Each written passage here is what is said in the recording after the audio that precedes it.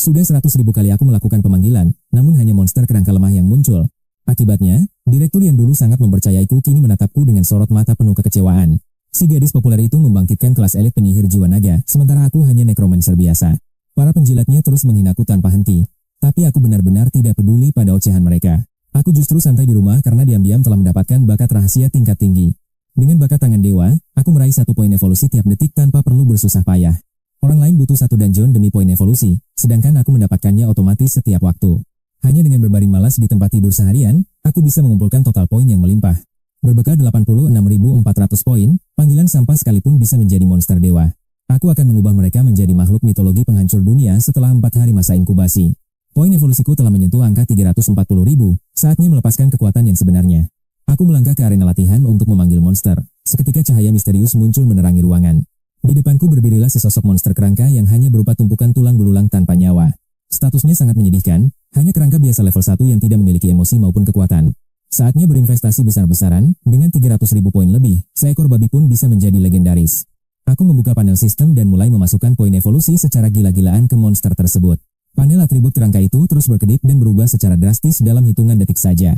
Ini benar-benar mengerikan. 1.000 poin pertama mengubahnya langsung menjadi sosok prajurit kerangka yang tangguh. 20.000 poin untuk jenderal kerangka, dan akhirnya 300.000 poin dikerahkan seluruhnya. Lahirlah sang raja kerangka. Penguasa garis keturunan mayat hidup dengan otoritas yang sangat mutlak. Skill level S miliknya sangat luar biasa, mampu mengendalikan kematian dan api neraka yang abadi. Aku tercengang melihatnya, panggilan level sampah kini telah bertransformasi menjadi entitas tingkat epik. Aku melirik syarat untuk mencapai tingkat legendaris, dan seketika jantungku berdegup sangat kencang. Butuh 5 juta poin evolusi. Namun, kekuatan tingkat legendaris pasti akan mengguncang seluruh dunia ini. Dengan penuh rasa penasaran, aku memanggil ulang sosok yang telah berevolusi menjadi sangat kuat itu. Di tengah bayang-bayang gelap, muncul siluet raksasa dengan sirah hitam legam dari tulang yang tak terkalahkan. Api biru berkobar di matanya yang kosong, sambil menggenggam bilah pedang besar yang sangat mematikan. Inilah Raja Kerangka, ras bangsawan kematian tingkat epik dengan aura kehancuran yang sangat pekat. Meskipun baru level 1, atributnya sudah melampaui logika. Sekarang, tidak ada yang bisa menghentikan langkahku. Namun, fisikku sendiri masih sangat rapuh. Kelemahan utama seorang master summoner mulai terasa nyata. Aku harus segera mendapatkan zirah kuat atau memanggil lebih banyak monster untuk menjadi pengawal pribadiku. Setelah mengagumi sang raja, aku menariknya kembali dan segera bergegas pulang untuk beristirahat sejenak. Tiba-tiba, ada kiriman hadiah dari mahasiswi cantik yang berisi 1 set perlengkapan tempur lengkap. Ada peralatan khusus pemanggil, gulungan skill langka, hingga berbagai ramuan energi tingkat tinggi di dalamnya. Total harganya mencapai 20.000 koin biru lebih, membuatku merasa sangat bingung dan heran. Entah mengapa dia memberiku barang berharga ini secara cuma-cuma. Tapi aku tidak akan menolaknya. Persiapan ini sangat penting untuk petualangan menaikkan level di luar kota pada esok hari nanti. Mataku tertuju pada gulungan skill pemanggilan bernama arwah, sebuah kemampuan unik yang sangat jarang ditemukan. Arwah ini bisa merasuki tubuh penggunanya dan memberikan perlindungan mutlak dari serangan musuh manapun. Sayangnya ini hanya hantu tingkat biasa yang pertahanannya bahkan lebih lemah dari peralatan standar. Tapi bagiku, meningkatkan bakat arwah ini semudah membalikan telapak tangan dengan poin evolusi yang ada. Poin tabunganku masih ada 50.000 lebih, segera kugunakan gulungan pemanggilan arwah tersebut. Ritual berhasil, aku mendapatkan slot panggilan baru, dan langsung memanggil sosok hantu yang baru kupelajari. Muncul kilatan cahaya yang diikuti siluet transparan yang melayang anggun di depan mataku sekarang. Itulah sosok arwah pemanggil, makhluk jiwa tingkat biasa yang siap aku evolusi menjadi monster mengerikan. Bakat level 1, kemampuan perasukan, dan pelindung tingkat bumi. Aku menatap statistik yang sangat menyedihkan ini. Aku mencoba skill perasukan itu. Seketika, roh hantu langsung merasuk dan menyatu ke dalam ragaku. Tubuhku terasa didekap oleh energi yang sangat pekat. Aku menyentuh lapisan membran pelindung itu dengan perlahan. Tiba-tiba, sebuah notifikasi menggema. Makhluk panggilanku, hantu level normal, telah kehilangan kemampuan pelindungnya. Mendengar itu, aku merasa kesal sekaligus ingin tertawa. Hantu level 1 ini terbuang sia-sia karena kelemahanku. Aku tidak ingin membuang waktu lagi. Detik itu juga, aku mulai meningkatkan level sang hantu. Dengan mengonsumsi 3 poin, ia berevolusi menjadi roh. Aku memperoleh bakat perlindungan jiwa dan bonus jamur spiritual. Namun, poin evolusiku langsung ludes tak bersisa. Aku hanya bisa menatap hampa pada poin yang habis itu. Untuk pertama kalinya, aku mengeluh. Mengapa poin evolusi ini terasa sangat sulit untuk dipertahankan? Semuanya lenyap dalam sekejap mata. Aku memanggil kembali hantuku, yang tadinya hanya berupa gumpalan asap samar. Kini ia berubah menjadi sosok roh yang jernih dan melayang anggun. Aku segera menguji kemampuan inkarnasinya. Saat cahaya putih meresap ke tubuhku, aura suci langsung menyelimutiku. Sekarang, saatnya Raja Tengkorak menguji kekuatan ini. Seiring hilangnya portal, sesosok raksasa muncul di kamarku. Kehadirannya membuat suasana menjadi sangat mencekam. Pada saat kemunculannya, aku menyadari fungsi lain dari roh ini. Luar biasa, aku tidak merasakan tekanan sama sekali. Tanpa ragu, Aku memerintahkan Raja Tengkorak untuk menghantamku dengan tinjunya yang mematikan. Tentu saja, hanya dengan 20% kekuatannya, sebuah pukulan keras langsung mendarat tepat di perutku. Aku benar-benar terkejut. Kekuatan 10 poin milik sang raja bahkan tak mampu menggores cahaya pelindungku. Aku memeriksa tubuh astralku. Konsumsi mana panggilanku bahkan tidak sampai 10 poin. Ini benar-benar gila. Artinya, aku bisa menahan 2 serangan mematikan dari Raja Tengkorak level elit. Pertahananku kini sangatlah tangguh. Jika aku mencapai level epic, kekuatanku pasti tak akan tertandingi. Namun, poin evolusi yang dibutuhkan sangatlah besar. 500.000 poin? Aku butuh waktu hampir 6 hari penuh untuk mengumpulkan poin sebanyak itu. Tapi itu bukan halangan bagiku. Aku akan terus berburu dan membantai monster demi memperkuat diri. Di pinggiran kota Tianchui, sesosok bayangan bercahaya sedang mengamuk dan membantai monster tanpa rasa kasihan. Di zona penuh monster level 5 ini, para petarung lain tampak sangat kewalahan menghadapinya. Namun, bayangan itu menyapu bersih seluruh area dengan kobaran api naga yang sangat dahsyat. Ternyata itu adalah Yayu, primadona kampus yang kini sudah mencapai level 6. Dia jauh melampaui yang lain. Di saat murid lain masih tertahan di level 2 atau 3, kecepatan leveling Yayu benar-benar mengerikan. Setelah puas membantai monster, Yayu beristirahat sejenak sambil meminum ramuan pemulih mana miliknya.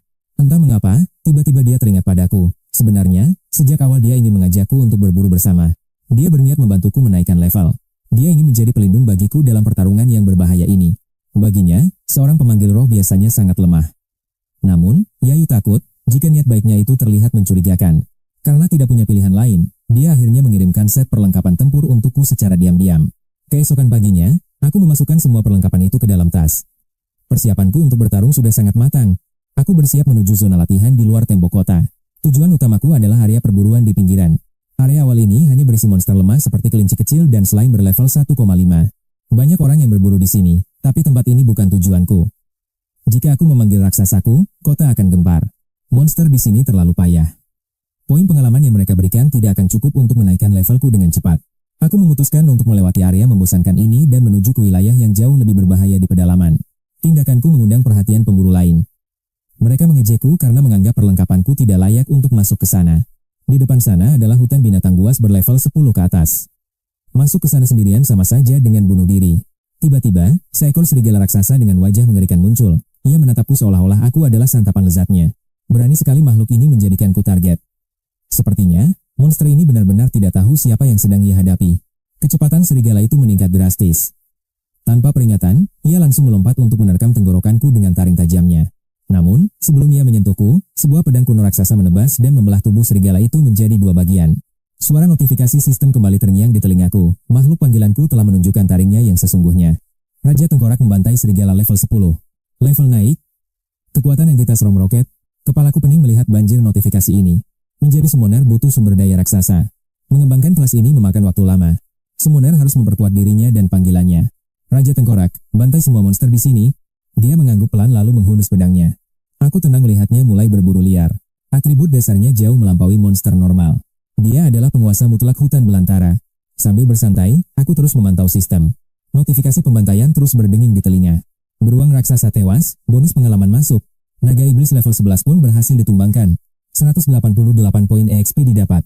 Rezeki nomplok. Levelku naik saat sedang istirahat. Tiba-tiba, suara notifikasi sistem berhenti mendadak. Ada apa? Kenapa suasananya mendadak sunyi? Gawat. HP Raja Tengkorak mulai berkurang. Aku segera berlari menuju lokasi pertempuran. Ternyata dia sedang menghadapi lawan tangguh. Seekor beruang kolosal dengan otot mengerikan. Serangan Raja Tengkorak tertahan kulit tebalnya. Makhluk ini benar-benar monster yang merepotkan. Meskipun Raja Tengkorak adalah panggilan epik, beruang bos ini setidaknya level elit. Seharusnya level 5 sudah cukup mengimbanginya. Sial, Raja Tengkorak hanya menyerang biasa. Dia bertarung tanpa menggunakan skill miliknya. Gunakan bakatmu. Jangan menyerang seperti orang bodoh. Aku kesal melihatnya menahan semua kekuatannya. Tunjukkan kekuatan level S yang sebenarnya. Habisi beruang itu dengan kekuatan penuhmu. Seketika, aura dahsyat meledak dari pedangnya. Tekanan energinya membuat seluruh hutan bergetar. Tubuh Raja Tengkorak membesar. Api biru berkobar. Sang beruang gemetar ketakutan melihat transformasi itu. Pedang api biru langsung menebas udara. Tubuh tebal beruang itu hancur jadi abu.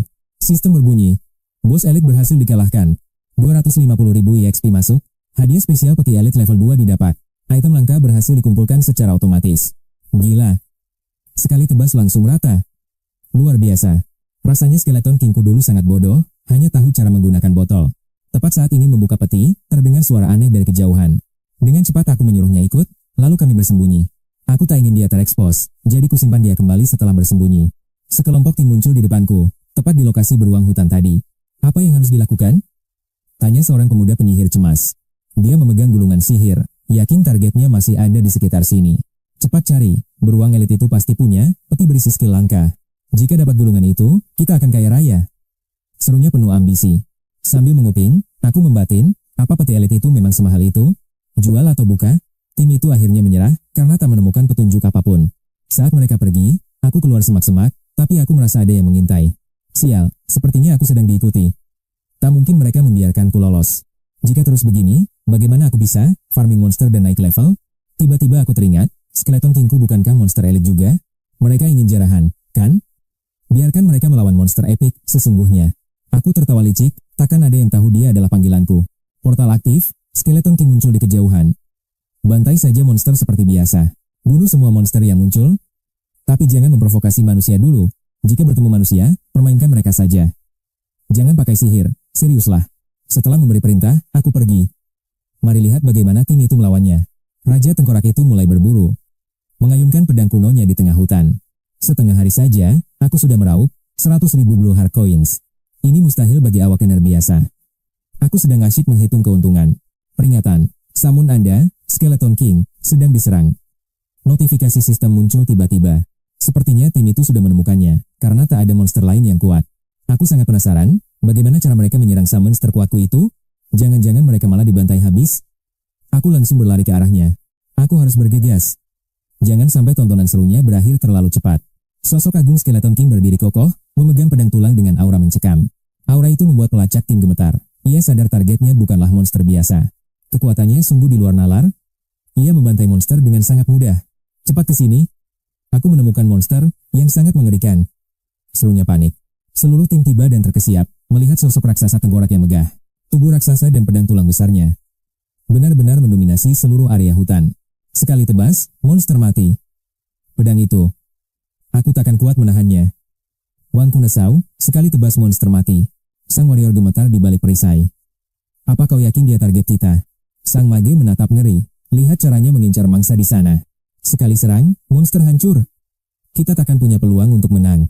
Beruang elit yang dicari ketua tadi, pasti juga ada di sekitar sini. Jika beruang itu bertemu tengkorak ini, pasti nasibnya akan berakhir tragis. Seluruh anggota tim mulai ragu. Mereka menyadari kesenjangan kekuatan yang ada. Lihat babi hutan berkulit baja itu? Biasanya kita malas melawannya, kan? HP-nya tebal, pertahanannya tinggi, bahkan punya skill yang sangat merepotkan. Butuh 6 orang untuk mengalahkannya, tapi tengkorak itu membelahnya sekali tebas. Kecepatannya sungguh gila.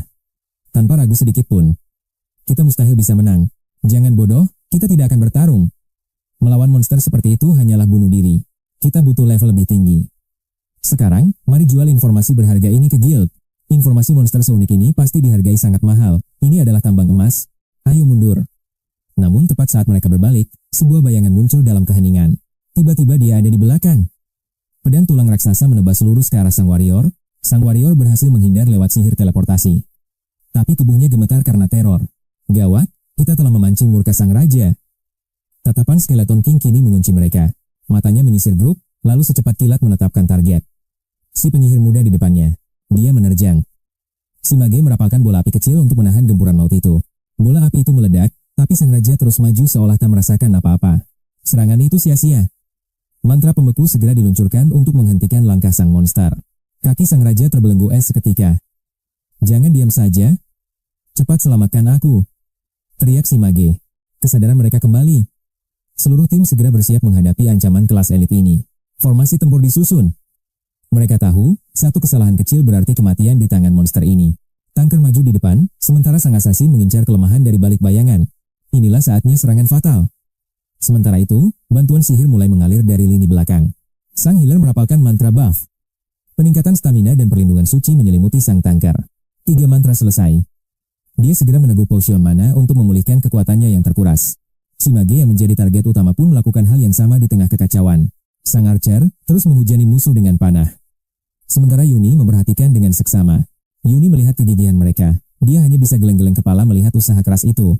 Semua persiapan itu hanya agar kematian mereka terlihat sedikit lebih gagah di akhir nanti. Lihat saja nasib sang tanker utama itu. Yuni sudah bisa memprediksi akhir ceritanya. Hanya dengan satu tebasan, sang tanker terpental dan hancur menghantam pohon besar. Entah dia masih hidup atau sudah tewas, Yuni tidak yakin dengan nasib orang itu. Satu serangan dari Raja Skeleton sudah cukup untuk mengirim mereka langsung ke gerbang akhirat. Namun Yuni masih memiliki hati. Dia takkan membantai manusia hanya karena perselisihan kecil. Dia memerintahkan sang raja memanggil prajurit tulang, hanya untuk mengetes kemampuan barunya. Sebagai seorang invokator, Yuni harus menguasai setiap detail kekuatan makhluk panggilannya sendiri. Ingat saat melawan beruang hutan? Di sanalah Yuni menyadari potensi mengerikan sang raja. Kekuatan Royal Rank S dan tulang abadi. Ini adalah kekuatan yang melampaui logika. Yuni tak menyangka sang raja akan mengeluarkan dua bakat rank S secara bersamaan. Ditambah bakat rank A, ini benar-benar tidak adil bagi siapapun yang melawannya. Dan inilah puncaknya. Kemampuan memanggil ribuan tentara kerangka dari kedalaman kegelapan.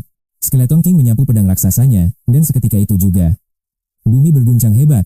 Debu beterbangan dan aura kematian pekat menyelimuti hutan. Sesuatu akan segera bangkit. Tangan-tangan tulang mencuat dari balik tanah, mencengkeram bumi seolah mencari mangsa. Satu persatu, prajurit dari alam baka bangkit kembali untuk melayani sang raja sejati. Ribuan pasukan tulang kini berdiri tegak. Pemandangan yang bahkan membuat Yuni sendiri tertegun. Namun tak disangka, orang-orang tadi malah kabur sambil menggotong teman mereka yang sekarat.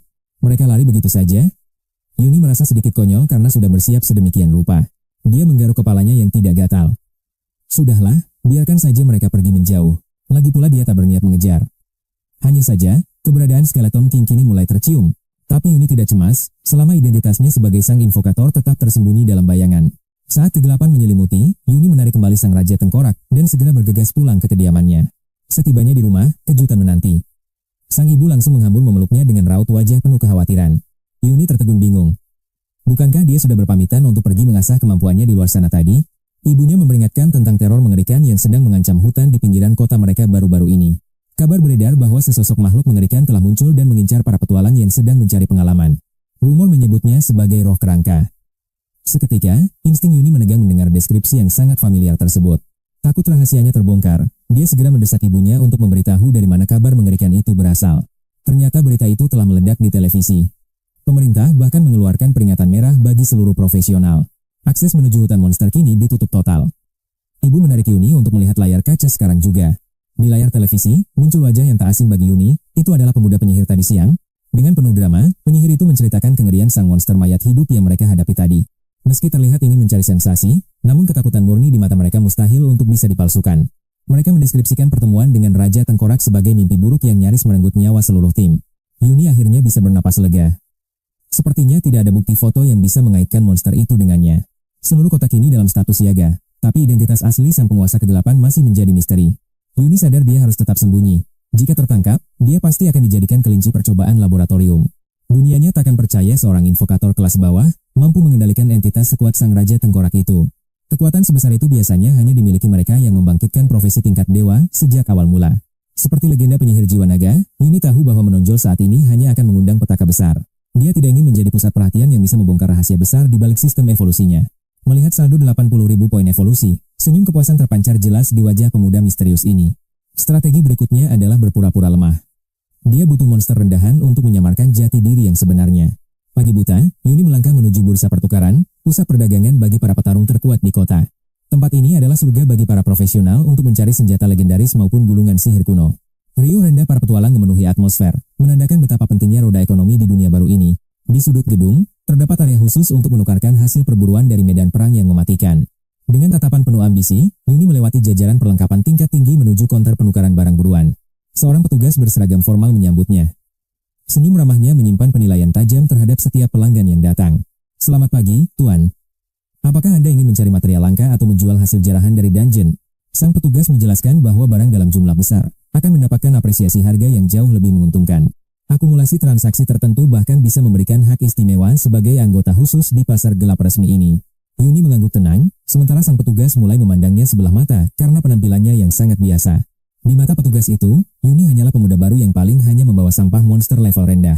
Pikirannya dipenuhi prasangka bahwa Yuni akan memberikan keuntungan besar bagi kuota penjualan harian miliknya hari ini. Biasanya pemula seperti ini hanya menukarkan taring kecil demi beberapa keping mata uang yang tak seberapa. Namun, prasangka itu hancur berkeping-keping saat Yuni mulai mengeluarkan seluruh isi tas penyimpanan dimensinya ke lantai. Lantai yang tadinya bersih kini tertutup timbunan material langka dari monster-monster penguasa wilayah hutan tersebut.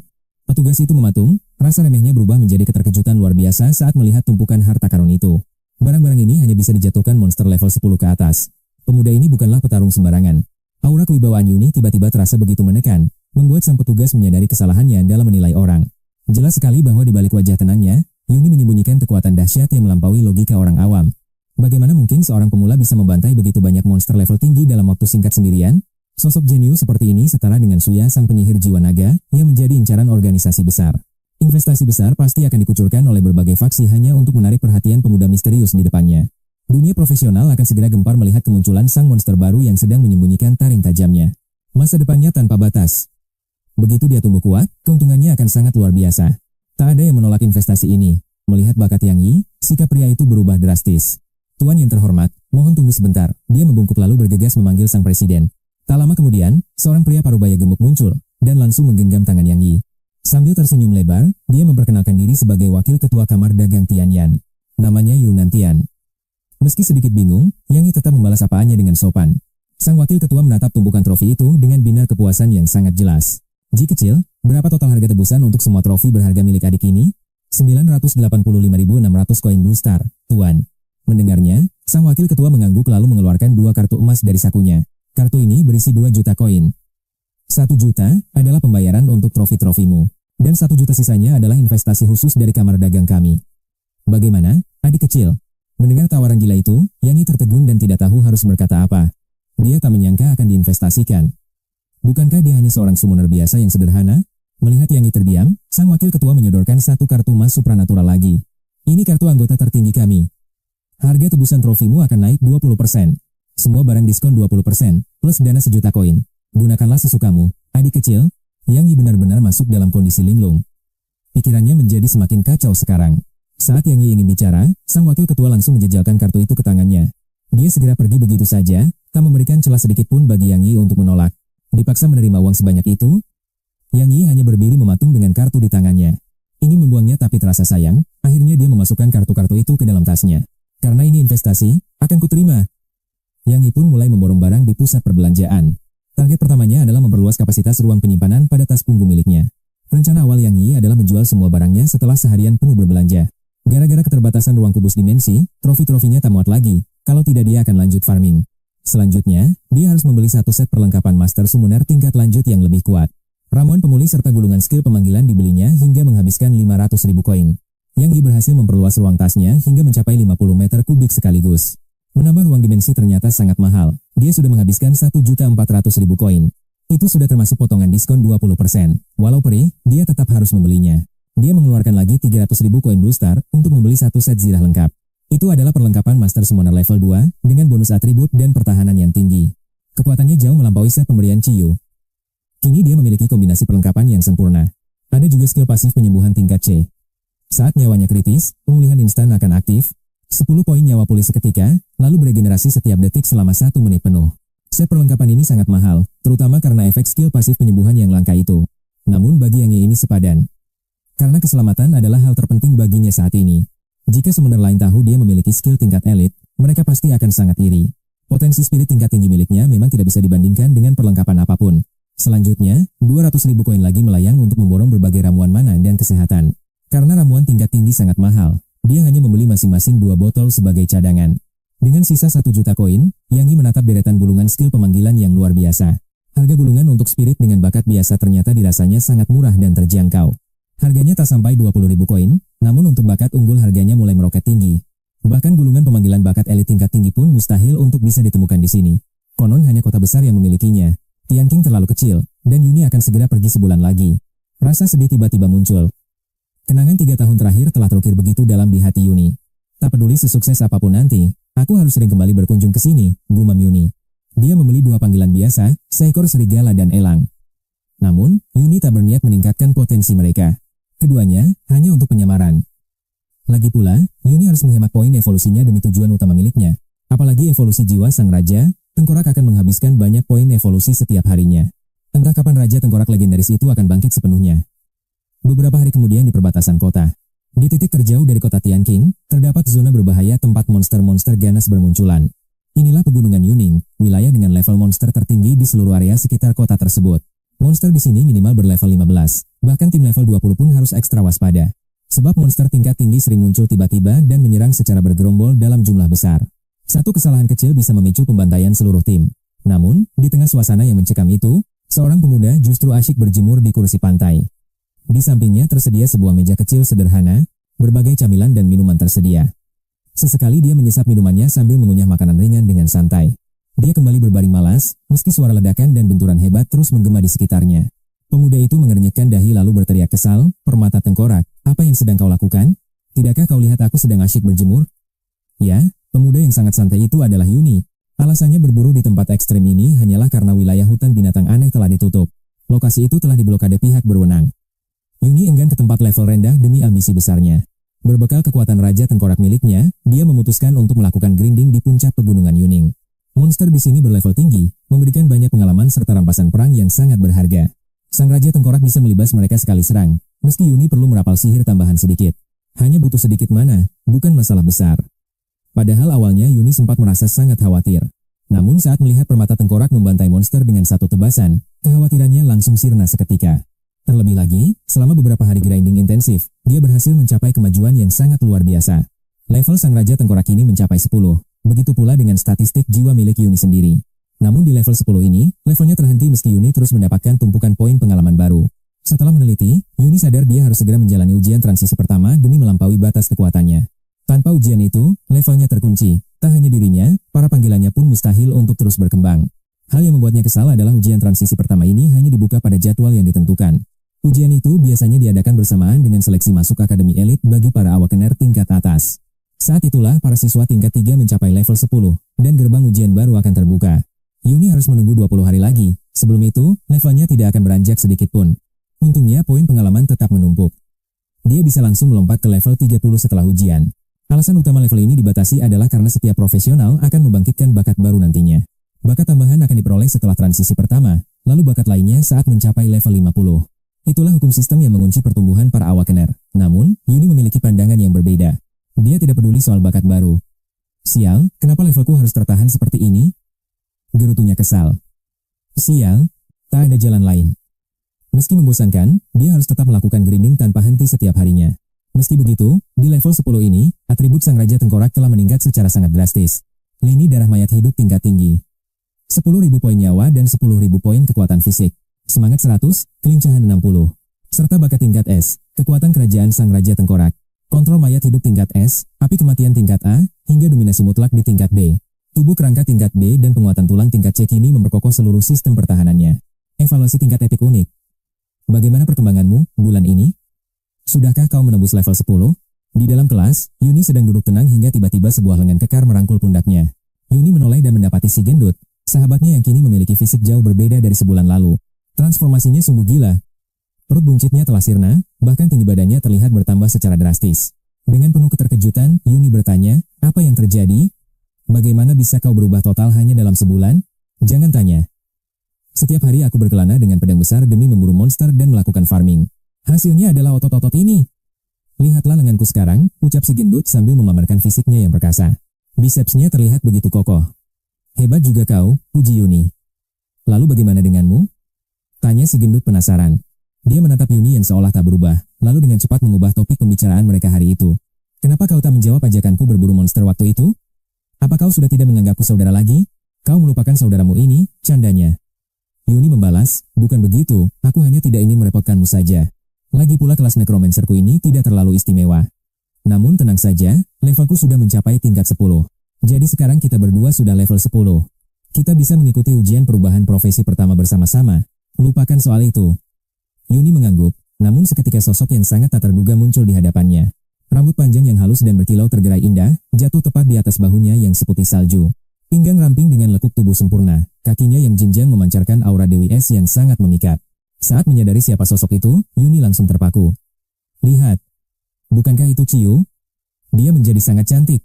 Si gendut pun ikut terperangah, matanya melotot bahkan hampir meneteskan air liur karena terpesona melihatnya. Yuni seolah tidak sanggup mempercayai penglihatannya. Begitu Ciu mendekat, barulah kesadaran Yuni kembali pulih sepenuhnya. "Ciu." Yuni menyapa lebih dulu, meski dia sebenarnya tidak berani menatap mata gadis itu secara langsung. "Yuni, apa kau sudah menerima kirimanku?" tanya Ciu. "Ya, tapi soal hubungan kita berdua, aku tidak bisa menerimanya." "Katakan berapa banyak koin Blue Star itu? Aku akan segera mentransfernya kembali." "Jan tamamung salansi." "Jan tamung salansi." Mana mungkin pemberian ditarik kembali, itu sudah jadi milikmu.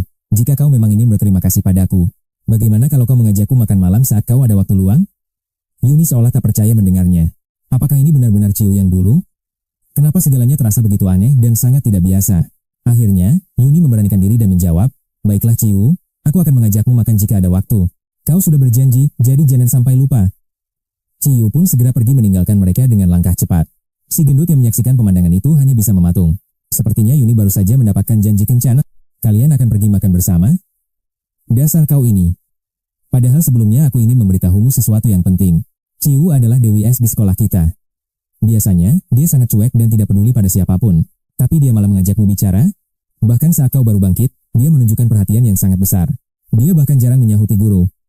Jujurlah, apa yang sebenarnya terjadi di antara kalian selama 30 hari ini? Yuni hanya bisa memasang wajah polos dan mengangkat tangan, bersumpah bahwa dia benar-benar tidak tahu apa-apa. Sumpah, aku tidak tahu. Setelah masa awakening, dia mengirim paket ke rumahku, dan setelah itu tidak ada lagi. Aku ingin mengembalikannya, tapi aku tidak tahu alamatnya. Jadi, terpaksa kugunakan saja barang itu untuk sementara. Si gendut terdiam sejenak memikirkannya. Yuni pun mendorongnya. Apalagi yang kau pikirkan? Memang cuma itu saja. Jangan pernah berpikir aku punya hubungan khusus dengannya. Meski ragu, si gendut akhirnya berhenti bertanya lebih jauh. Namun dalam hati, Yuni juga merasa sangat terkejut melihat perubahan besar yang terjadi pada diri Ciu. Meski terkesan angkuh di depan orang lain, Yuni tahu Ciu sebenarnya hanya gadis yang sangat pendiam. Dia hanya tidak tertarik pada urusan orang lain, dan lebih suka menyendiri. Sifat aslinya sebenarnya cukup baik. Dulu mereka jarang berinteraksi.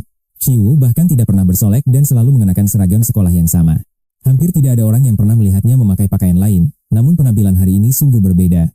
Selain tidak memakai seragam, dia melepas kuncir kudanya, dan sepertinya dia juga memakai sedikit riasan wajah. Yuni benar-benar tidak sanggup mempercayai penglihatannya. Bagaimana mungkin dia bisa berubah sejauh ini? Gumam Yuni. Tak lama berselang, suara pengumuman dari radio sekolah pun bergema. Seluruh peserta ujian kualifikasi diminta bersiap. Para awakener kini berhimpun di lapangan sekolah usai mendengar pengumuman bergema. Yuni tiba di sana bersama si gendut, saat suasana lapangan masih tampak lengang. Hanya segelintir murid SMA Qinglan yang berhasil membangkitkan job tipe tempur. Terhitung hanya 20 orang, hingga kepala sekolah Zhang Tian akhirnya muncul. Usai memberi wejangan, sang kepala sekolah memimpin tim menuju lokasi ujian. Dalam perjalanan, Yuni mulai merenungi potensi job milik si gendut yang misterius. Merasa kawannya sudah diincar investor besar, Yuni pun mulai melontarkan pertanyaan. Job milikmu hebat, tapi kenapa belum ada pihak yang menginvestasimu? Selidik Yuni. Si gendut tertawa, mengakui banyak tawaran masuk meski ia merasa kemampuannya biasa. Kekuatanku ini hanya sedikit di atas rata-rata orang normal, akunya santai. Mereka menawariku 200.000 koin Blue Star, tapi kau tahu kan? Keluargaku tak butuh uang receh itu, jadi kutolak mentah-mentah. Seru si gendut. Yuni membatin sinis pada si tukang pamer, namun hanya membalasnya dengan senyuman. Ia membandingkan kemurahan hati wakil presiden dengan tawaran investasi luar tersebut. Investasi itu memang besar, tapi mungkin tak akan bisa menandingi nilai milik Ciu. Bu segera tiba di aula ujian, sebuah gedung raksasa yang luar biasa megah. Meski aula itu sangat luas, ribuan orang membuatnya terasa sangat sesak. Yuni memperkirakan ada ribuan peserta yang datang untuk mengadu nasib mereka. Setelah mengantre cukup lama, akhirnya rombongan Yuni berhasil memasuki stadion utama. Di dalam arena, retakan dimensi bertebaran yang langsung dikenali Yuni sebagai dungeon. Ujian masuk Akademi Awakener kali ini ternyata dilaksanakan di dalam dungeon maut. Yuni ditempatkan di dekat satu retakan bersama 100 peserta lainnya yang bersiap. Ia mengamati barisan Awakener muda yang baru saja membangkitkan kekuatan tempur. Semuanya murid tingkat akhir, namun seorang gadis berambut merah sangat mencolok.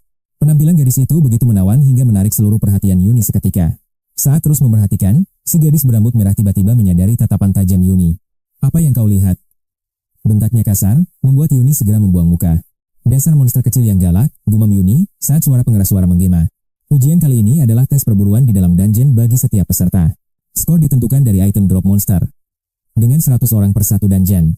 Waktu ujian 3 hari, kumpulkan hasil buruan sebanyak mungkin demi nilai akhir. Dilarang keras menyerang, membunuh, atau menjebak sesama peserta di dalam sana. Peringatan diulang 3 kali sebelum para kandidat mulai melangkah memasuki dungeon. Yuni mulai masuk, sementara Ciu dan si gendut berada di lokasi berbeda. Dalam sekejap cahaya, Yuni telah berpindah ke tengah hutan belantara yang lebat. Hutan lagi? Rasanya aku baru saja keluar dari tempat seperti ini semalam. Yuni mendesah heran, tak menyangka dungeon ujiannya kembali bertema hutan rimba. Tanpa menunda, ia memanggil Skeleton King untuk beraksi sebagai seorang summoner. Ia tak perlu turun tangan sendiri jika panggilannya bisa menghabisi semua musuh. Notifikasi. Skeleton King berhasil membunuh level 11 Forestry Guardian. Yuni mendapat 134 poin pengalaman dan item Heart of the Forest. Menghadapi monster asing, Yuni segera memindai data status sang penjaga pohon. Level 10, Forestry Guardian, HP 2000, Mana 1000, Skill, Ensnar. Talent Life Spirit Chaos Bee, Shield of Living Chaos Sea. Kekuatan yang luar biasa, gumam Yuni, mereka jauh lebih kuat dari monster biasa. Monster ini aneh, setidaknya punya bakat tingkat C. Jauh melampaui kelas D atau E biasa. Kekuatan mereka nyata, terutama kemampuan bertahan hidup yang membuat mereka sangat sulit dihabisi. Namun di hadapan sang Raja Tengkorak, makhluk tangguh itu hancur dalam sekejap mata. Sementara itu, peserta lain harus bersusah payah menghadapi ancaman para manusia pohon hutan. Meski gerakannya lambat tanpa serangan berarti, pertahanan monster ini benar-benar menyulitkan banyak orang. Serangan mereka hanya terasa seperti gatal. Bakat regenerasinya memulihkan luka dengan kecepatan mengerikan. Benar-benar menjengkelkan. Inilah alasan mengapa banyak peserta terpaksa membentuk aliansi atau tim. Mereka terpaksa berkelompok demi bertahan, meski pembagian harta rampasan nantinya akan menjadi masalah. Setidaknya mereka dapat hasil. Namun, sangat jarang ada profesional yang mampu menjatuhkannya sendirian. Saat itu, Ciu berdiri kokoh dengan tongkat sihirnya, menantang raksasa hutan di depannya. Api jiwa naga merambat, memanggil wujud kepala naga api yang siap memangsa segalanya. Ledakan naga api menghanguskan sang manusia pohon, bakat regenerasinya tak berkutik melawan kobaran itu. Inilah kedahsyatan Dragon Soul Magi. Ciu pun berhasil menembus level 10 dengan sangat cepat. Dia termasuk kelompok elit pertama yang mencapai level 10. Jika dia melepaskan seluruh kekuatannya, monster level 15 dengan 5000 poin nyawa pun bisa musnah dalam sekejap. Tapi itu tak perlu. Selain ledakan awal, efek luka bakar berkelanjutannya juga sangat mematikan. Intensitas kekuatan tempur yang dimiliki Ciu benar-benar berada di level yang sangat mengerikan. Bagaimana kabar Yuni? Apakah dia bisa menang? Ciu terus mencemaskan nasib sahabatnya di ujian ini. Kegagalan berarti tertutupnya pintu menuju akademi profesional. Ini adalah titik balik krusial bagi masa depannya. Setiap petarung membutuhkan dukungan akademi dan sumber daya guild untuk bisa berkembang melampaui batas. Berjuang sendirian itu mustahil, banyak rahasia terlarang. Namun ternyata, kekhawatiran Ciu itu benar-benar sia-sia. Pasalnya, Yuni telah membantai 50 manusia pohon dalam setengah hari. Peserta lain mulai menyadari kejanggalannya. Populasi monster di dungeon tersebut menurun drastis. Yuni sendiri mulai merasakan bahwa mangsanya kian menipis. Manusia pohon seolah menghilang di telan bumi. Yang tidak diketahui Yuni adalah sebuah fakta mengejutkan. Monster di dungeon ini hanya muncul 100 ekor setiap harinya melalui sistem regenerasi yang tetap. Itulah alasan utama mengapa kapasitas maksimal peserta di dalam dungeon ini dibatasi hanya 100 orang. Apalagi monster pohon ini sangat alot. Membuat kerja sama tim menjadi sebuah keharusan yang mutlak. Butuh 5 orang untuk satu target, dan 5 buruan sehari biasanya sudah dianggap pencapaian besar. Namun sekarang, berkat kekuatan mutlak sang Raja Tengkorak milik Yuni, segalanya berubah total. Dia menghabisi 50 ekor sendirian. Tak heran jika populasi monster di sana merosot tajam.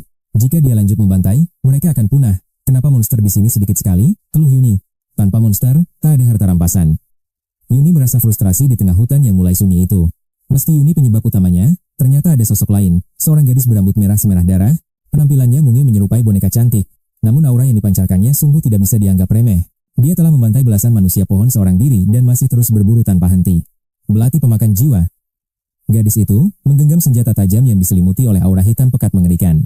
Dengan gerakan kilat, dia menghujamkan senjatanya tepat ke jantung raksasa pohon yang menjulang tinggi itu. Meski belati itu terlihat mungil dibandingkan tubuh lawan, dampaknya saat menembus kulit kayu sungguh fatal. Aura kegelapan menyebar cepat di dalam serat kayu, menguras habis esensi kehidupan sang monster hutan. Nyawa sang monster terkuras dalam kedipan mata. Satu tikaman terakhir cukup untuk mengakhiri penderitaannya. Makhluk dengan 2000 poin nyawa itu pun tumbang di kaki sang gadis berambut merah. Sangat membosankan. Apa yang dipikirkan penguji dengan menaruh monster selemah ini di sini, gumamnya? Tanpa minat, dia melangkah mencari mangsa baru. Namun, dia mulai menyadari sesuatu yang tidak beres. Penjaga hutan hampir habis. Si gadis merasa bingung karena tadi area ini masih sangat ramai. Kemana perginya semua monster itu? Siapa sebenarnya bajingan yang berani mencuri mangsa buruanku?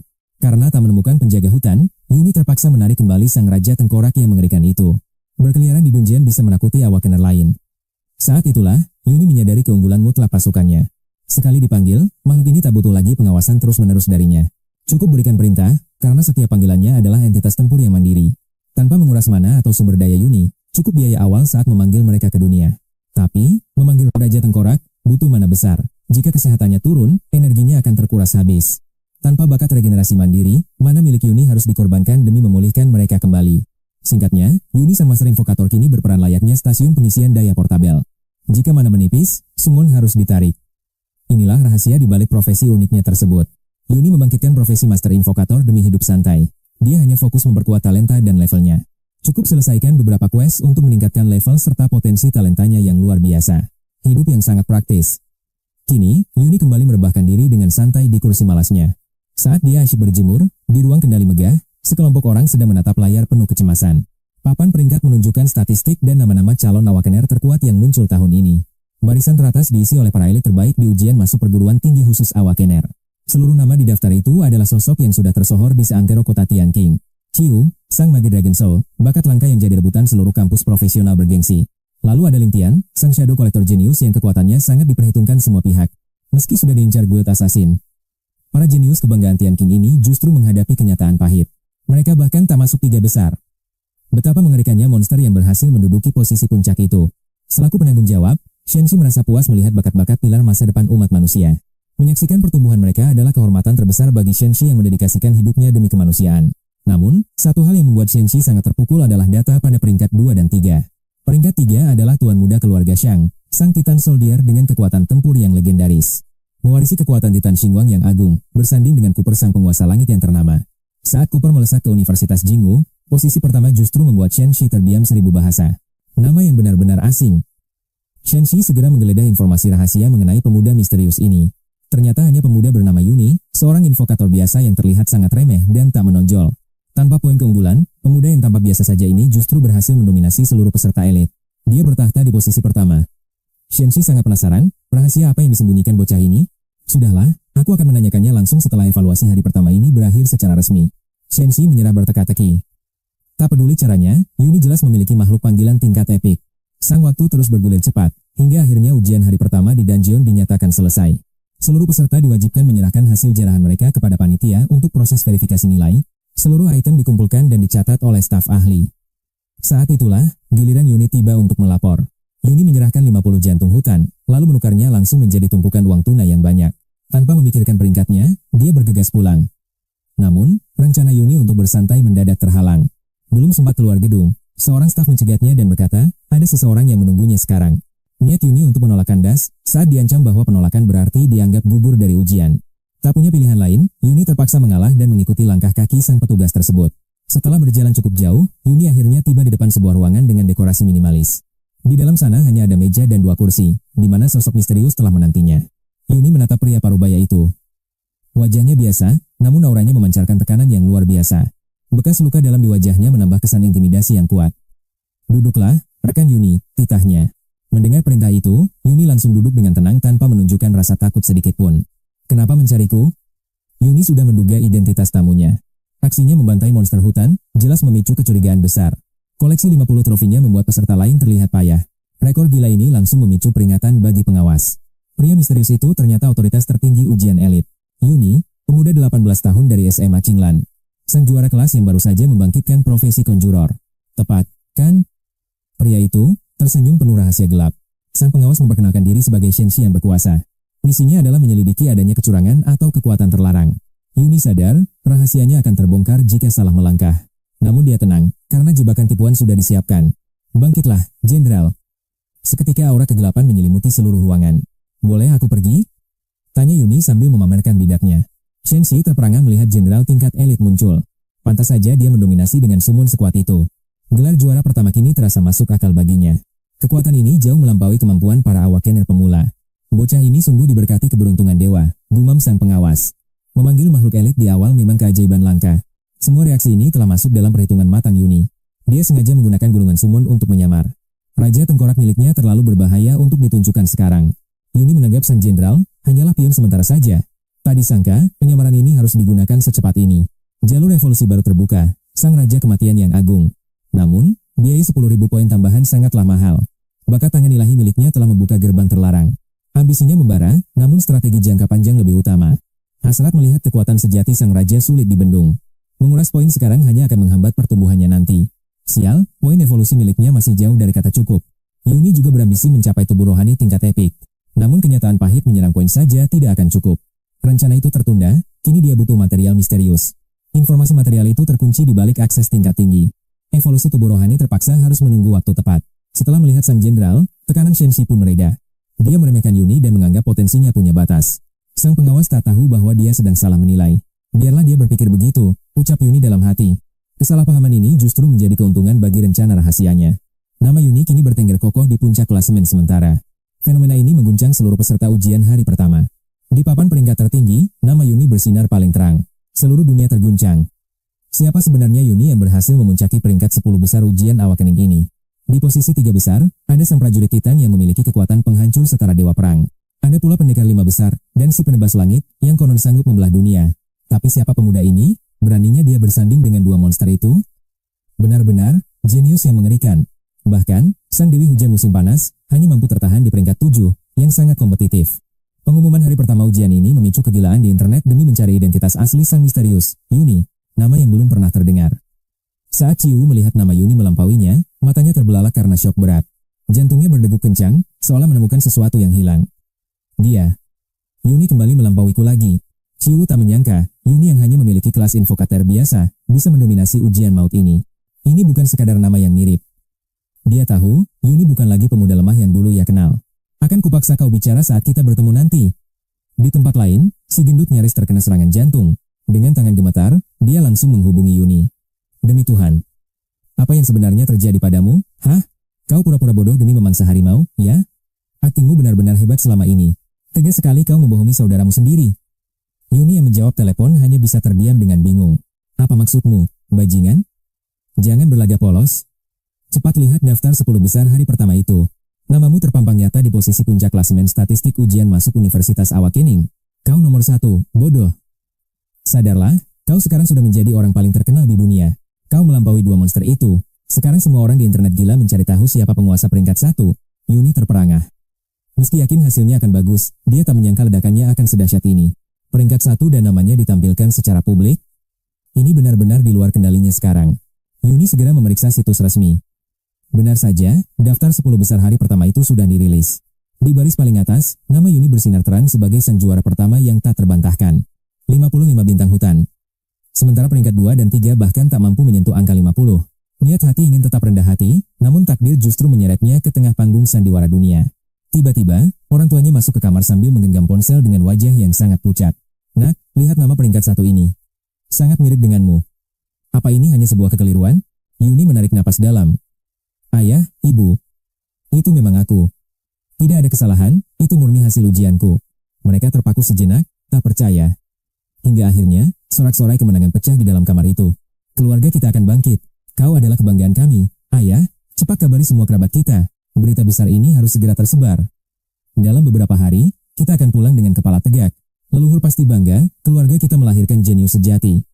Serahkan padaku, akan kukabari mereka sekarang. Keluarga kita benar-benar diberkati. Setelah berkata begitu, mereka langsung pergi dengan penuh semangat. Mereka takut terlambat memamerkan berita ini. Yuni hanya bisa menghela napas melihat kegaduhan tersebut. Seluruh jagat maya membicarakannya. Bagaimana mungkin dia jadi nomor 1? Yuni ingin sekali menjelaskan semuanya, namun setelah berpikir ulang, dia memutuskan untuk diam. Di situasi gila seperti ini, lebih baik menghilang. Dia mulai menyusun strategi untuk ujian esok hari. Yuni harus lebih pintar menyembunyikan kekuatannya yang sebenarnya. Saat hendak meletakkan ponselnya, sebuah panggilan dari nomor yang tidak dikenal tiba-tiba masuk. Bisa saya bicara dengan Yuni? Saya Wakil Presiden Kamar Dagang Tian Yune, kau ingat saya? Ah, Tuan Wakil Presiden? Ada yang bisa saya bantu? Begini, Kamar Dagang kami sudah memutuskan sesuatu. Kami menambah investasi 5 juta untukmu. Uangnya sudah ditransfer. Segera periksa saldo kartumu, Yuni. Yuni tercengang. Baru saja viral, dia sudah mendapat guyuran dana investasi sebesar itu. Tapi bagaimana mereka tahu? Tuan, bagaimana Anda bisa yakin itu saya? Terdengar suara tawa kemenangan di seberang sana. Nak, kau itu sangat terkenal sekarang. Seluruh dunia sedang berlomba-lomba mencarimu di internet. Aku sudah menyelidiki informasimu. Begitu melihat fotomu, aku langsung sadar bahwa itu adalah kau. Kau benar-benar mengagumkan, Yuni. Aku tidak akan mengganggumu lagi. Semoga sukses untuk ujian esok. Yuni tercengang usai menutup teleponnya. Kini, seluruh dunia telah mengetahui identitas aslinya. Benar-benar situasi yang gila. Yuni tak pernah menyangka popularitasnya akan meledak secepat ini. Tiba-tiba, dering telepon kembali berbunyi. Rupanya panggilan resmi dari kantor pendaftaran Universitas Jingui, kampus elit para awakener profesional. Mereka memohon agar Yuni bergabung setelah ujian berakhir. Segala fasilitas mewah pun ditawarkan kepadanya. Akan kupikirkan, jawab Yuni singkat lalu memutuskan sambungan. Namun itu berawal dari badai. Ribuan pesan dan telepon terus membanjiri ponselnya tanpa henti. Notifikasi terus berkelebat liar di layar ponsel Yuni, hingga fajar menyingsing di hari berikutnya. Di dalam bus sekolah, Yuni tampak sangat lunglai. Ia terpaksa mematikan ponsel hanya demi bisa memejamkan mata. Parahnya, pihak sekolah dan serikat bahkan mulai meneror orang tuanya. Ada yang nekat menggedor pintunya tengah malam. Karena tak punya pilihan, Yuni terpaksa kabur dari rumah. Ia menginap di hotel seadanya demi bersembunyi. Namun insomnia menyiksanya karena merasa tidak nyaman. Sambil menyandar lesu di jendela bus, si gemuk bertanya pelan. Hei, apa Universitas Jingwei menghubungi kamu kemarin? Atau mungkin kampus-kampus elit lainnya di seluruh negeri? Yuni menjawab dengan nada yang sangat ketus. Jangan bahas itu. Ponselku hampir meledak karena mereka. Bahkan, ada orang gila yang menggedor pintuku tengah malam.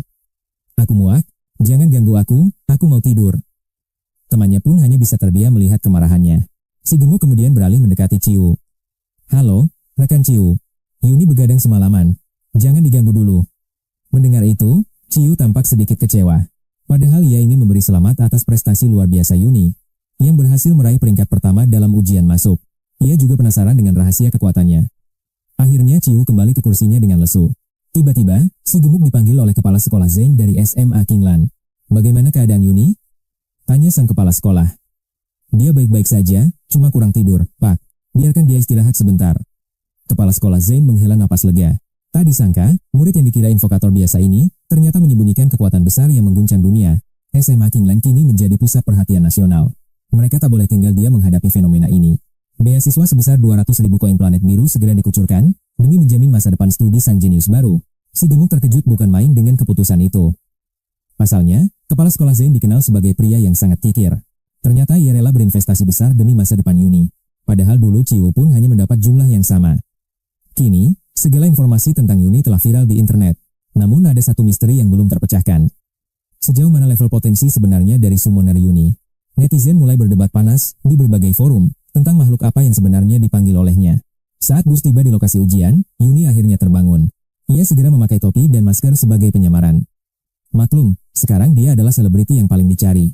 Kemanapun ia melangkah, mata orang selalu mengintai. Demi menghindari masalah, ia harus bersembunyi seperti ini. Beruntung, ia berhasil mencapai gerbang dungeon tanpa ketahuan siapapun. Namun, Yuni merasa ada seseorang yang terus mengawasinya. Meski dicari, sosok misterius itu tetap tak terlihat. Seolah musuh itu tahu kapan harus menghilang dari pandangan. Akhirnya, Yuni berhasil masuk ke dalam dungeon. Kali ini, dia bertekad untuk tidak menarik perhatian. Rencananya sederhana, hanya menghabisi monster pohon untuk mengambil loot. Ia sengaja menjaga peringkat agar tidak terlalu menonjol. Demi menghindari sorotan publik yang merepotkan nanti. Yuni pun santai berbaring di kursi malasnya.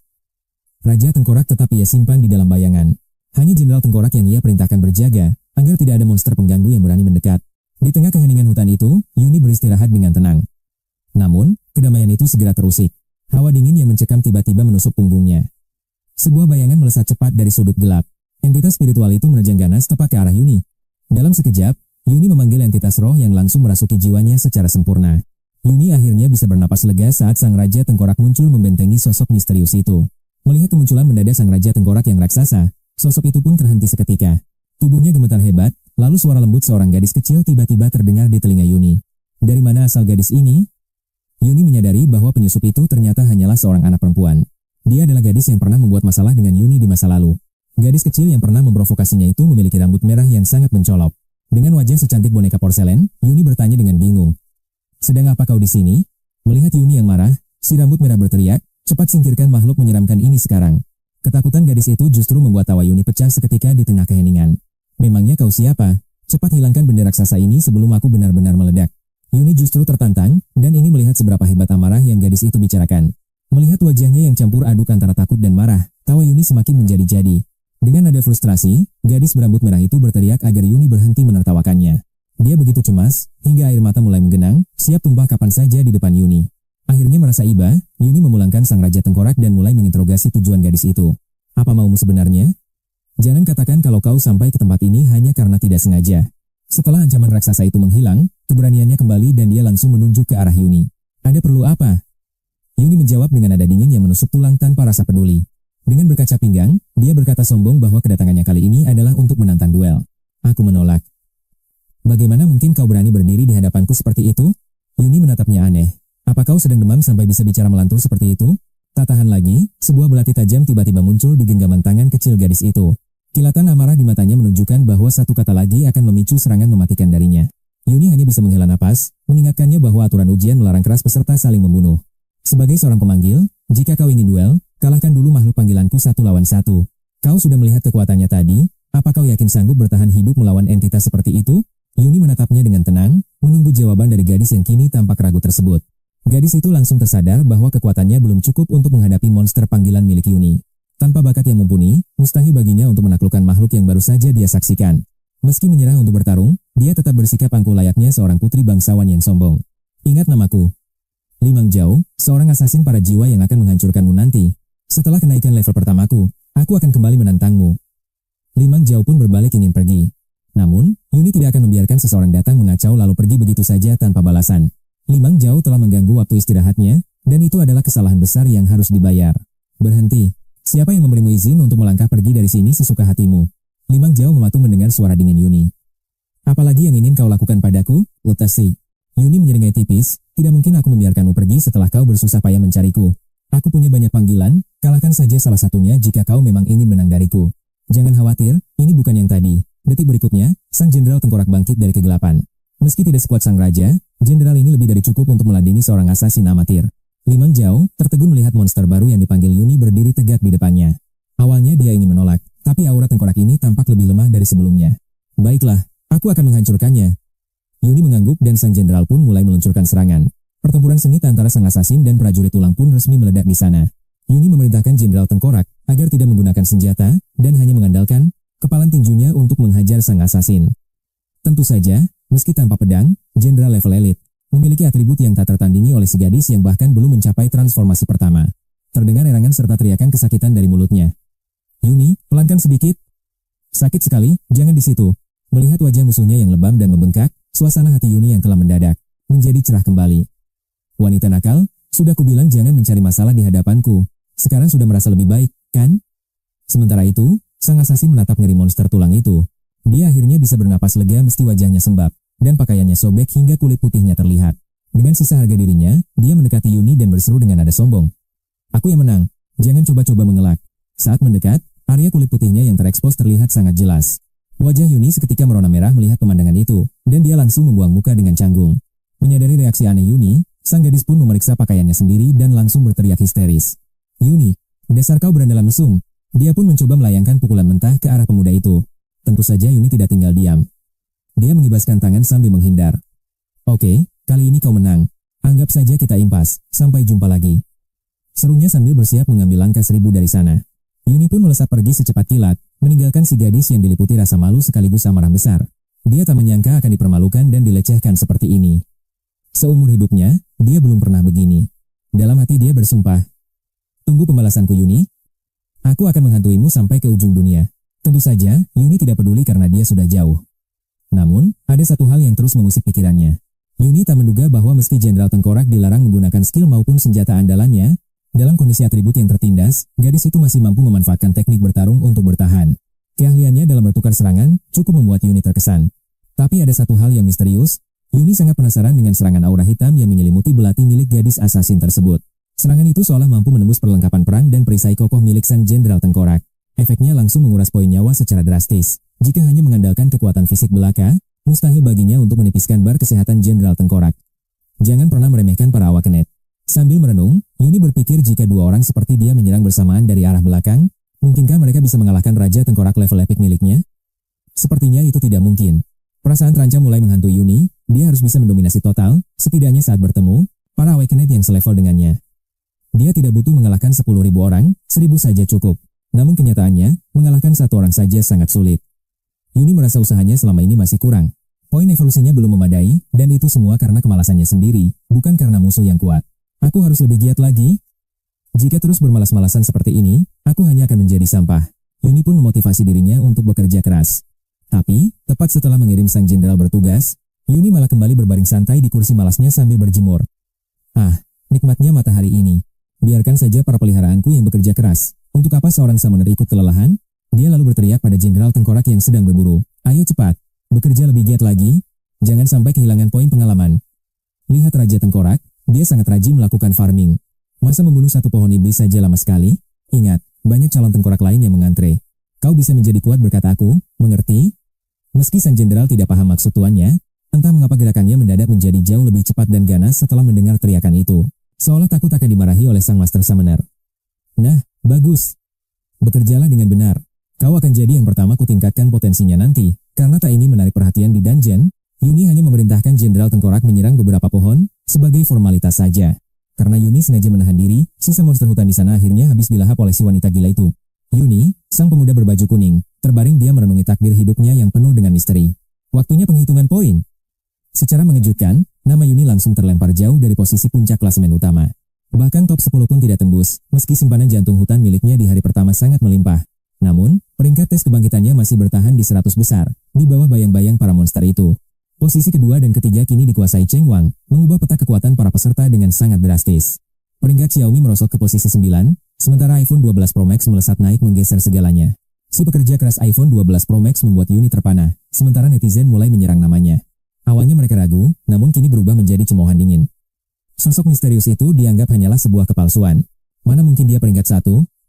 Itu murni keberuntungan, dan sekarang wajah aslinya mulai terungkap jelas. Seperti dugaan, dia gagal masuk 10 besar. Kisah si lemah yang membalikkan keadaan hanyalah dongeng belaka. Benar-benar membuang waktu. Nama Yuni kini menjadi bahan tertawaan di seluruh jagat maya saat ini. Yuni hanya menatap layar dengan dingin. Jika dia mau, posisi pertama bisa direbutnya kembali dengan mudah. Namun, gelar juara hanya akan mengundang perhatian orang-orang misterius yang bisa mengancam kebebasan dan identitasnya.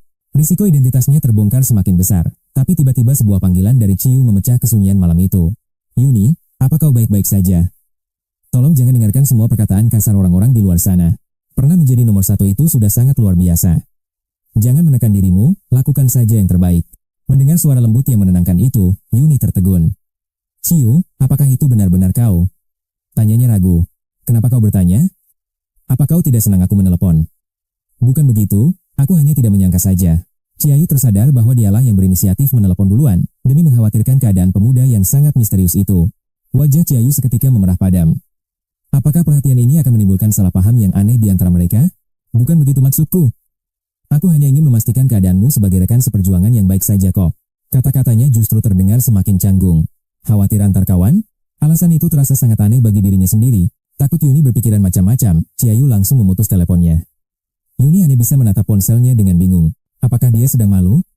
Yuni tiba-tiba membayangkan wajah menggemaskan Ciayu saat ini di balik telepon itu. Wajah cantiknya pasti sudah semerah tomat sekarang. Entah mengapa, perasaan euforia mulai menyelimuti hati Yuni. Yuni berjalan pulang dengan senyum bodoh yang terus mengembang, seperti seorang pria yang baru jatuh cinta. Si kawan gendut hanya bisa menatapnya heran. Sementara itu, di sebuah villa mewah di pusat ibu kota, Cheng Guang menghela napas saat melihat nama Yuni menghilang dari daftar teratas. Sang jenius merasa kecewa, kupikir dia bisa melampauiku, tapi ternyata tahtanya hanya bertahan 1 hari. Sungguh sebuah akhir yang singkat, padahal aku berniat menantangnya berduel setelah ujian berakhir. Namun sepertinya, hal itu kini tidak diperlukan lagi. Nah, tepat saat itu, sang pelayan setia berbisik. Tuan muda, mungkin Yuni sengaja menyembunyikan kekuatan aslinya. Dia kemungkinan besar sengaja melakukan ini agar tidak menjadi pusat perhatian publik dan menyembunyikan taringnya. Mendengar itu, Cheng Guang mulai tertarik. Apa maksudmu? Berikan penjelasan yang lebih masuk akal tentang dugaanmu. Berdasarkan informasi rahasia, summoner pertama Yuni adalah Jenderal Tengkorak dengan bakat tersembunyi tingkat elit yang langka. Summoner tingkat elit setidaknya memiliki 2 bakat unik, bahkan mungkin ada yang mencapai tingkat bakat level A. Sepertinya Yuni kecil ini sedang memainkan permainan cerdik. Dia menyembunyikan kartu as miliknya dengan sangat rapi. Benar, Tuan Muda. Begitu Anda menyelesaikan transfer pertama, kekuatannya takkan lagi menjadi lawan yang sepadan. Summoner tingkat elit itu bukan lagi ancaman bagi Anda. Mendengar itu, ekspresi wajah Cheng Guang langsung muram. Dia menatap pelayannya dengan tatapan haus darah. Apa kau baru saja mengatakan bahwa aku tidak bisa mengalahkannya? Apa kau sedang meremehkanku? Sang pelayan gemetar ketakutan, menyadari temperamen buruk tuan mudanya yang sangat arogan. Terlahir di keluarga bangsawan dengan identitas superior, dia terbiasa hidup tanpa aturan dan selalu mendapatkan segalanya. Sejak membangkitkan profesi Titan, keluarga Cheng semakin memujanya. Dia adalah harapan baru bagi kejayaan klan mereka. Sebab, pemilik kekuatan Titan terakhir berhasil mendominasi ibu kota dengan kekuatan tempur yang benar-benar tak terkalahkan. Langkah demi langkah, dia membangun keagungan keluarga Cheng di kota kekaisaran hingga mencapai puncak kejayaan luar biasa. Sang pelayan hanya bisa menunduk dalam diam. Segera siapkan jet pribadi untukku dalam beberapa hari ke depan. Aku sendiri yang akan menguji Jenderal Tengkorak itu. Tegas Yuni sebelum melangkah pulang dengan tekad membara. Bayangan Ciu terus menghantui benaknya. Yuni baru tersadar saat teriakan orang tuanya memanggil untuk makan malam. Di meja makan, saat Yuni hendak menyuap nasi, tiba-tiba ayahnya memanggil dengan nada serius. Ada apa, ayah? Yuni menoleh dengan tatapan bingung. Ayahnya berkata, ada satu hal penting yang ingin kami tanyakan padamu. Nak, tanyakan saja, ayah. Tidak perlu sungkan pada anak sendiri, jawab Yuni santai. Sang ayah pun menghela napas. Kami tidak akan berbasa-basi lagi, Yuni, Sudahkah kau memutuskan universitas mana yang akan kau tuju? Pertanyaan itu mengejutkannya. Meski pertanyaan itu lumrah bagi remaja seusianya, Yuni benar-benar terpaku. Dia belum memiliki jawaban pasti untuk mereka. Selama ini, Yuni menganggap pendidikan formal tidaklah krusial. Baginya, jalan hidupnya sudah ditentukan oleh takdir yang berbeda. Mengapa harus repot ke universitas para Awakened? Bukankah dia sudah memiliki tangan dewa yang luar biasa sakti? Awalnya ia ragu, namun sebuah masalah besar muncul. Yuni kesulitan menemukan informasi rahasia tentang evolusi jiwa mandiri. Tanpa literatur evolusi jiwa yang mumpuni, Yuni akhirnya menyadari betapa besarnya pengaruh dan sumber daya universitas elit. Institusi manusia tidak dibangun tanpa alasan. Di sanalah gudang data penelitian dan rahasia kekuatan tersimpan sangat rapat. Metode rahasia dan material langka sangat mustahil didapatkan orang biasa. Hanya melalui jalur resmi inilah segalanya mungkin. Hanya di universitas atau guild besar Yuni bisa mengakses ilmu terlarang. Pertanyaan orang tuanya kini menjadi titik balik. Yuni kini yakin bahwa ia harus menempuh pendidikan tinggi. Mencuri ilmu dan memperluas wawasan adalah langkah strategis. Belajar sendirian sangatlah tidak realistis. Maka, Yuni pun mulai menelusuri daftar institusi elit bagi para Awakened secara daring. Ia mengamati berbagai informasi guild dan kampus ternama. Setelah ujian evaluasi Awakened berakhir, peta kekuatan pun berubah. Peringkat hasil ujian dan jenis profesi kini menjadi standar emas bagi faksi besar untuk merekrut bakat monster. Sebagai peraih peringkat pertama nasional, Yuni berada di puncak rantai makanan. Seluruh pintu universitas terbuka lebar untuknya. Tak perlu memohon seperti Awakened lainnya. Kini, pilihan mutlak ada di tangannya, masuk universitas atau langsung ke guild. Semua bergantung pada ambisinya. Namun, ada perbedaan mendasar antara kehidupan akademis universitas dan kerasnya dunia guild. Perbedaannya terletak pada metode pengembangan bakat. Universitas lebih menitik beratkan pada riset mendalam dan penguasaan teori matang. Sebaliknya, guild adalah tempat bagi mereka yang haus darah. Segalanya tentang pertempuran praktis dan perburuan monster intens. Di universitas, kau harus menguasai berbagai disiplin ilmu terlebih dahulu sebelum akhirnya diterjunkan ke medan tempur sesungguhnya. Setelah lulus, kau akan memiliki fondasi ilmu yang tak tergoyahkan. Tentu saja, tetap ada misi dan turnamen. Dan, sementara di guild, hidupmu hanya tentang menaikkan level dan menuntaskan misi berbahaya demi memperkuat posisi serta kekuatan. Memperkuat dominasi adalah inti dari kehidupan guild. Jadi, apakah Yuni akan memilih jalur akademis atau tentara bayaran? Setelah menimbang matang, Yuni mantap memilih universitas. Ia ingin bersantai sejenak sambil menyusun rencana besar masa depan. Selama beberapa tahun ke depan, ia akan fokus mengevolusi makhluk panggilannya hingga mencapai tingkat legendaris yang mengerikan. Saat waktunya tiba, ia akan keluar sebagai monster tak terkalahkan. Ini adalah strategi pertumbuhan paling sempurna dan efisien. Keputusan sudah bulat, Universitas Jinggui. Institusi terbaik yang akan menjadi batu loncatan baginya untuk menguasai dunia ini. Yuni pun menyampaikan pilihannya kepada orang tuanya. Mereka mengangguk setuju, bangga melihat tekad yang terpancar dari matanya. Ayahnya segera menghubungi pihak Universitas Jinggui. Halo, Profesor. Kami telah memutuskan untuk menerima tawaran dari kampus Anda.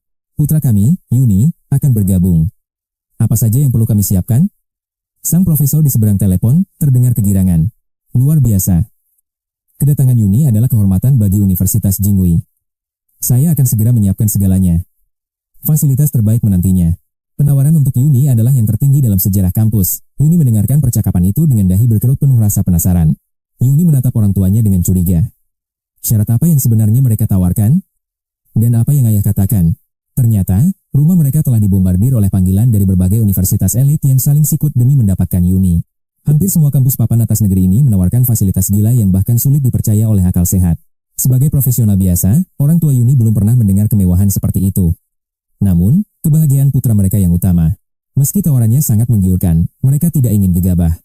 Mereka membiarkan Yuni yang memegang kendali penuh atas masa depannya. Kebijaksanaan orang tuanya membuat situasi ini menjadi sangat emosional. Kini, rincian kontrak fantastis itu akhirnya terungkap jelas. 10 juta koin Blue Star hanya sebagai bonus masuk, ditambah 1000 poin kredit universitas secara cuma-cuma. Yuni terperangah. Belum lagi 3 gulungan skill makhluk tingkat tinggi yang masing-masing bernilai 2 juta koin. Ini tawaran dari surga. Ditambah lagi sebuah tongkat sihir tingkat 2 yang langka. Ayahnya mengangguk bangga. Jadi, bagaimana menurutmu? Putraku, apakah tawaran kami terlalu sedikit? Yuni terdiam 1000 bahasa. Meski ia sudah mengantongi 19 juta koin, bintang biru dari hasil jarahan monster, kini saldo di rekeningnya sungguh di luar nalar. Namun, tumpukan harta itu adalah bukti kerja kerasnya bersama sang Raja Tengkorak. Selama 20 hari penuh, Yuni berjuang tanpa henti. Siapa sangka, masuk universitas menghasilkan 20 juta koin? Untuk pertama kalinya, Yuni benar-benar paham arti kata magnet uang. Ia bisa meraup hampir 20 juta koin hanya dengan satu rekrutmen mahasiswa. Bukankah ini definisi orang kaya sesungguhnya? Pilihan yang tepat, batin Yuni puas. Kondisi kontrak ini sangat menguntungkan dan masa depannya terjamin. Kini orang tuanya tak perlu lagi menderita. Yuni mengeluarkan kartu dan meletakkannya di meja. Ibu. Ayah, di kartu ini ada 2 juta koin. Renovasi rumah kita, lalu berhentilah bekerja sekarang juga. Bersenang-senanglah. Setelah lelah membesarkanku, kini saatnya kalian menikmati hasil jerih payah putra kalian ini. Sang ibu menatap Yuni dengan wajah tak percaya. Putraku, kau tidak bercanda, kan? Yuni tersenyum tipis. Ibu bisa cek sendiri di bank nanti. Namun tiba-tiba, ayahnya menyambar kartu itu dengan tatapan tajam. Ia mengembalikannya pada Yuni sambil berkata serius. Kami tak bisa menerima ini. Dunia awakenet butuh banyak biaya. Kami berdua masih punya pekerjaan dan sanggup menghidupi diri sendiri. Kenapa harus merepotkanmu? Niat baikmu sudah kami terima, tapi simpanlah uang ini untuk masa depanmu sendiri. Niat hati ingin berbakti, Yuni justru ditolak mentah-mentah. Namun, ia sangat paham keras kepalanya sang ayah. Uang ini harus tetap menjadi milik mereka. Yuni kembali menggenggam tangan orang tuanya dan menyerahkan kartu itu. 2 bulan lagi aku akan kuliah setelah ujian selesai. Aku tak tenang meninggalkan kalian tanpa perlindungan finansial. Hanya butuh 2 hari bagiku untuk mencari uang sebanyak ini. Jangan khawatir, simpan saja demi aku. Ini bukan jumlah yang besar.